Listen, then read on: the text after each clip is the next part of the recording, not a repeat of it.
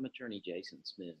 Today I want to talk to you a little bit about how to complete the domestic relations financial affidavit. I want to discuss with you a little bit about strategies that we employ in completing that form and what we are looking for and the purposes for which we intend to use that form and where you may see it again in your case. So it will help you as you're completing the form to understand how we use it and where we're going with it. So hope that you'll take a minute just to get an idea of what we're looking for. So I'm going to share my screen with you.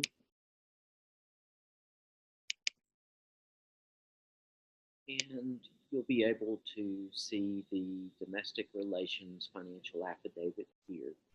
And if you've already downloaded the Adobe Reader, Adobe Acrobat Reader, and you're able to fill out this form on your computer or on your smartphone or mobile device, that's the best way to do it. And there's another button on the email that you receive that contains this form that will give you instructions on how to download Adobe so that you can fill this form out on a computer.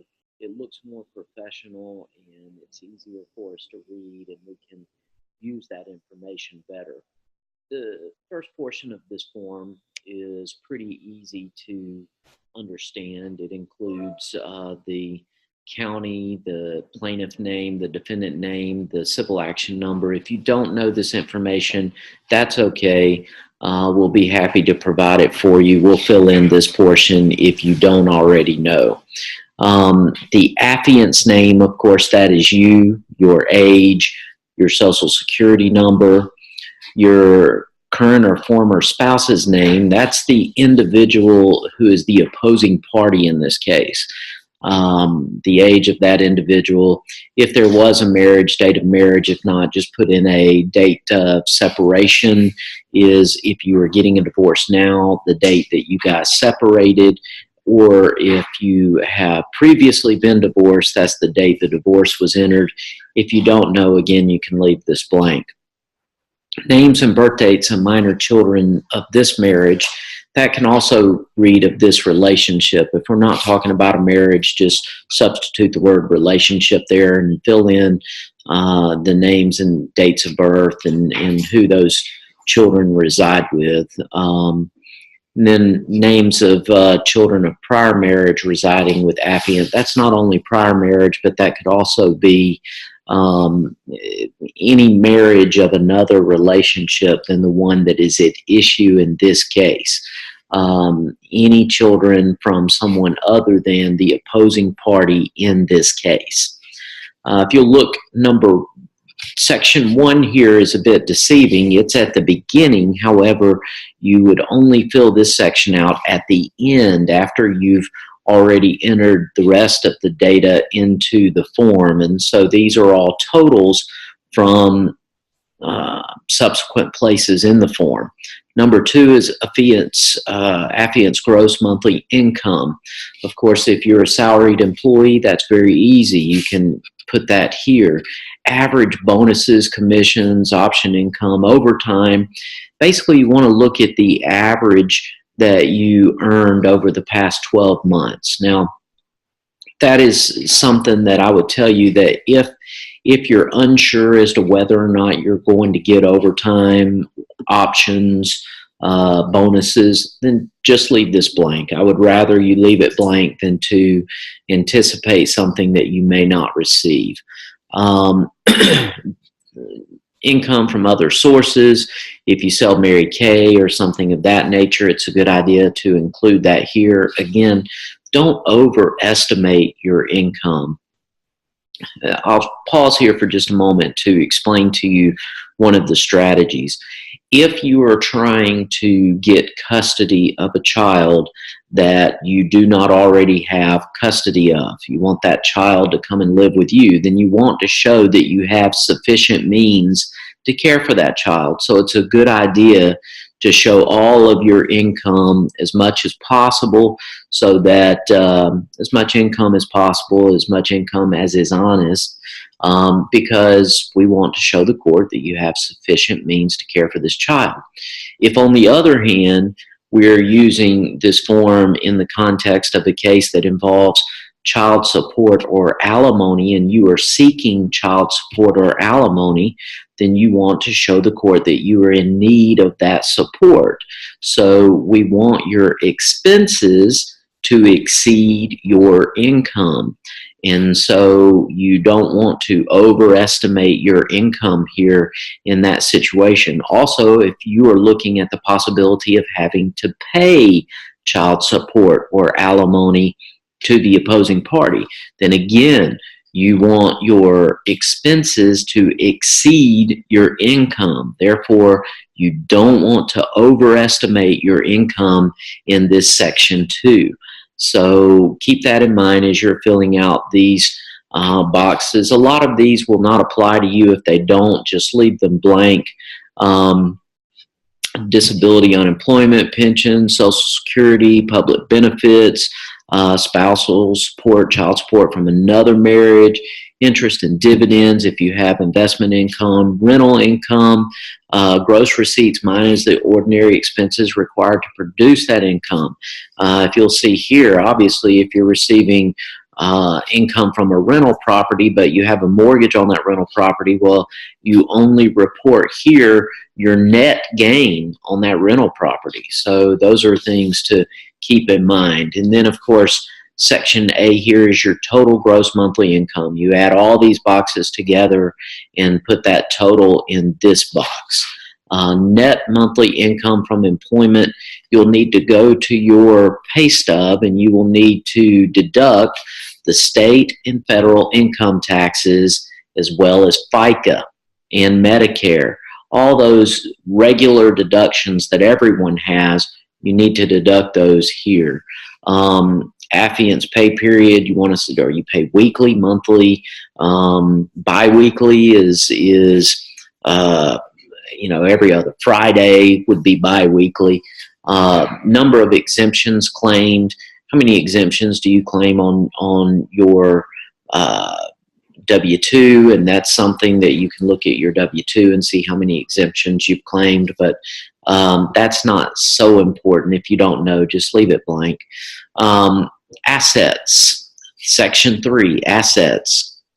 If you see there are several items of assets that you may have, and there's a value column, and then husband's value, wife's value.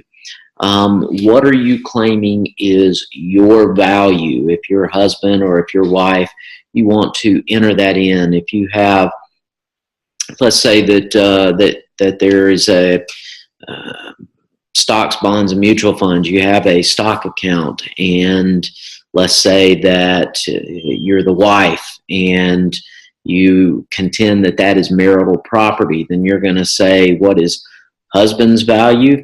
You may want to say half. You may want to give half to husband, half to wife.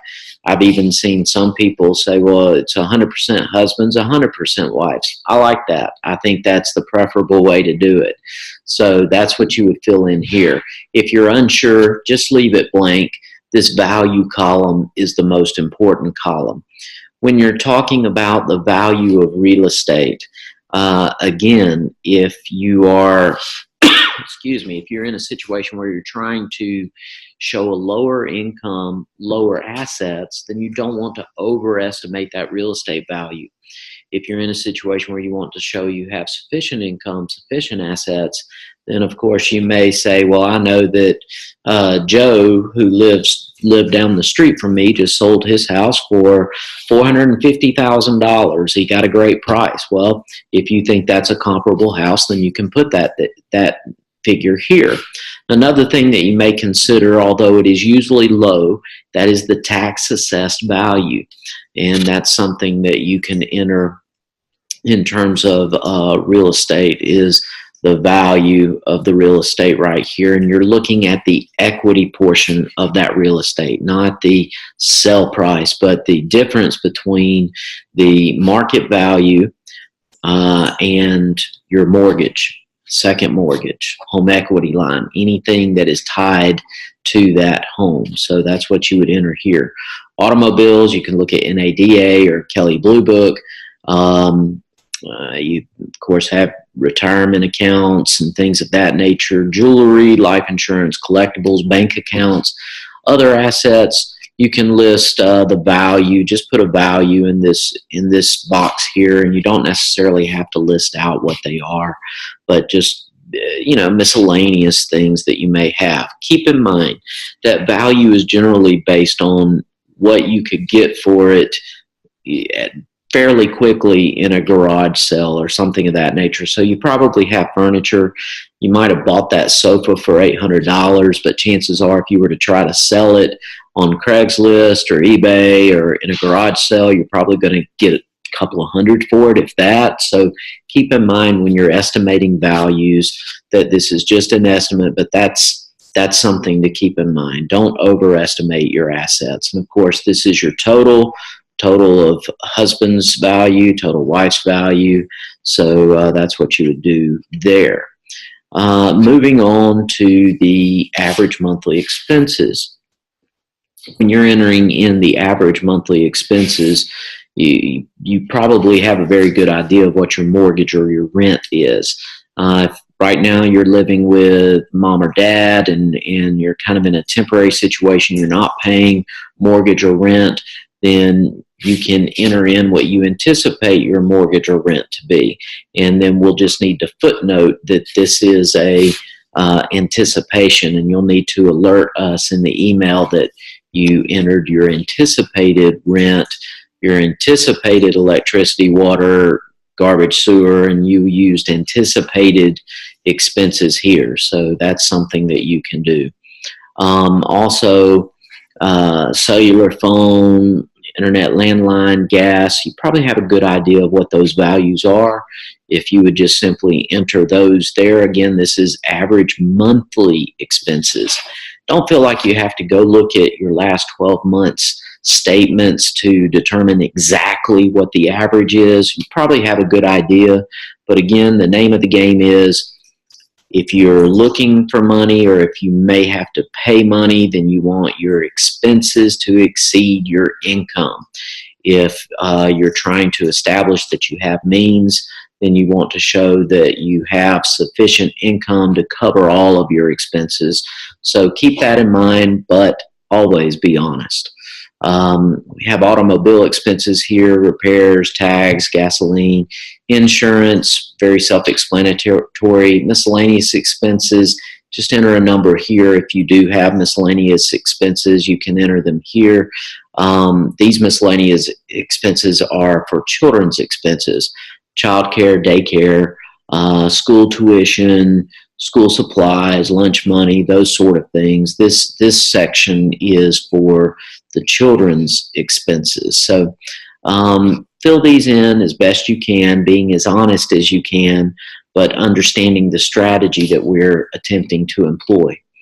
Creditors, you may have to add an additional sheet of paper. If you do, just simply also send us a supplement sheet in Word format or PDF, whatever the case may be, but try if you can. Hopefully you don't have too many creditors, but you want to list your creditors here and any creditors that you may have, mortgage, car. If after the creditor name you could put in parentheses mortgage or car or something, credit card, some way to let us know what kind of creditor this is, because we may not know offhand. Then your balance due and what your monthly payments generally are is what you would enter here. And then, of course, you would total that out here. And this total monthly expenses, this C is the total of your total expenses here on line A, and the total of B, add those together, and that's where you come up with C. And so you would enter that in there. And, of course, then you go back to the beginning of the form so that you can add your totals. Under section 1, your gross income. That's from item 2, section 2A. Your net monthly income, section 2B. Average monthly expenses, that was that total of your regular bills plus your payments to creditors. That's section 4A. Monthly payments to creditors, 4B. I'm sorry, yeah, 4A and 4B are listed separately here, and then you have your total monthly expenses are listed here. So again, remember the strategy. This is a form that the court will use to get a snapshot of your current monthly income and expenses. If something changes significantly after you submit this form to us, then of course we will need a new form. So please let us know. These forms have to be signed in front of a notary. And so please do sign this in front of a notary. If you need a notary, my assistant is a notary and she would be happy to notarize the document for you. Just call us and coordinate an appointment time for you to come in and sign. If you have any other questions regarding the domestic relations financial affidavit, please feel free to contact me. And please get this document to me as soon as you can. It's an important document that forms sort of a foundation of how we're going to prepare your case moving forward. So thank you very much and look forward to continuing to work with you.